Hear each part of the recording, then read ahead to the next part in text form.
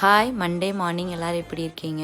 இது Sunday evening vlog தாங்க. So evening போல் தான் மட்டன் ரெடி பண்ணி மட்டன் குழம்பு, மட்டன் ஃப்ரை, அப்புறம் மட்டனில் ரசம் வச்சாச்சு. ஸோ பார்த்திங்கன்னா ஆஃப்டர்நூன் போல் வெறும் சிம்பிளாக தயிர் தாளித்து சாப்பிட்டோம் நாங்கள் சாட்டர்டே ஈவினிங் வெளியில் போனனால. அப்புறம் நைட்டு தான் ரெடி பண்ணேன். ஃபஸ்ட்டு சூப்பு பண்ணிடலாம் அப்படின்ட்டு இதில் கொஞ்சம் எண்ணெய் விட்டு தேவையான அளவு தண்ணி, பெப்பர், ஜீரகம் போட்டு நல்லா 3 விசில் வச்சு இறக்கிட்டேன். ஸோ நல்லா வெந்துருச்சு பார்த்தீங்களா. இந்த சூப்பில் கொஞ்சம் பெப்பர் பொடி போட்டு குடித்தா சூப்பராக இருக்கும். விகானா, நானே, ஹஸ்பண்ட் 3 பேருமே குடித்தோங்க.